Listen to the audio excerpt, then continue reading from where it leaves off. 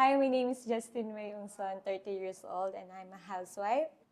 I'm taking a hospitality management at Vancouver Community College. Hi, I'm Christopher Allen Francisco. I'm 31 years old, operations manager here in the Philippines. I'm holding an open work permit in Canada. One time lang na kami, parang nagda-drive, tapos parang naisip namin na try namin mag ibang bansa. So, yun. Una, na pa namin, New Zealand, ganyan. Tapos nakita na lang namin yung Canada, na open sila talaga. So, ayun. Tsaka Pag-usapan na namin. Good siya, opportunity for our daughter kasi since libre yung school, plus, ano ba? Feeling na maganda talaga yung future pagka tatlo kami magsama-sama doon as a family. Yung pinaka-challenge dyan, yung sa mga documentation eh.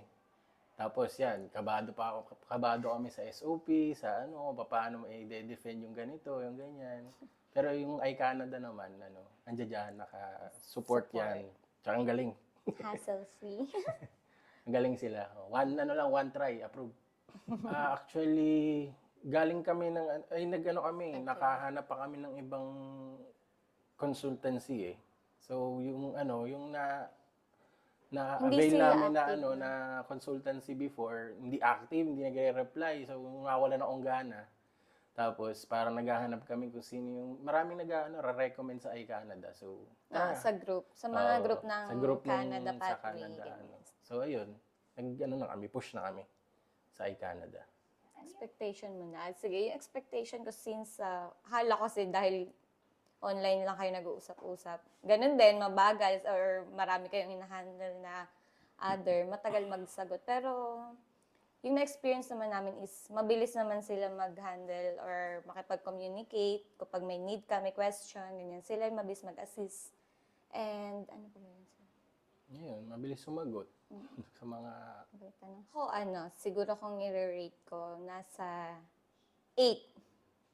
8 kasi confident ako na nandyan yung iCanada tumulong sa amin. Or alam namin nasa good hands kami na maganda yung pagkakagawa. Lahat, yung pagkaka-assist sa amin. Yung, siguro yung lang namin is nakakabad. Hindi kasi namin sure na kahit na perfect na yung SOP or talagang planchado na siya. Wala pa rin kasiguraduhan. Yun lang naman. Ikaw? Ako, actually, 5 nga yung nasa ko. Pero, napabilib ako talaga ng iCanada. Quality pala talaga yung gawa. One take approved. Ayun. Last year pa kami dapat, last year pa talaga yung plano namin since gusto nga namin mag-New Zealand. So last year pa kami nag-plan.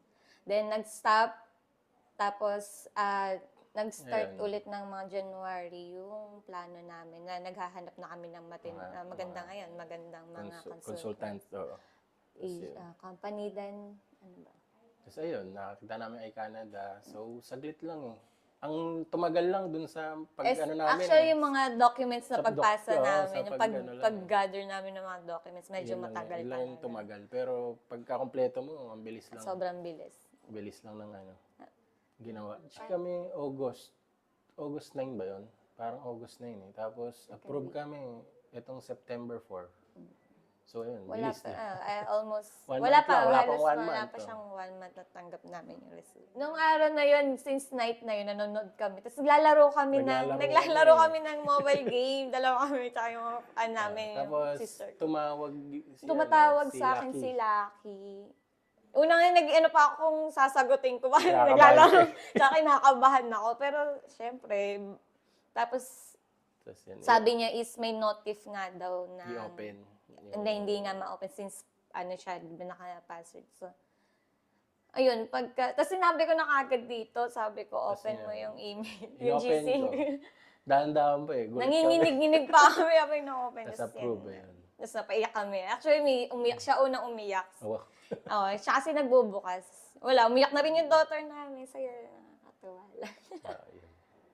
Sinabi, nalita na namin sa family namin. Dapat family. yun din. Positive lang ang ano mo. Ang yung isipin mo. Tapos, Lakasan ng pinaka-best. loob talaga. Tsaka pinaka-best talaga kung Buo. kay Canada. Magaling eh. Ay, hindi. Tsaka dapat buo yung loob niya na sa lahat. Kasi syempre, another journey or panibago pag-aalis ka, lahat magbabago. From the start ka talaga. So, kailangan sobrang buong loob mo or sobrang desidido ka talaga.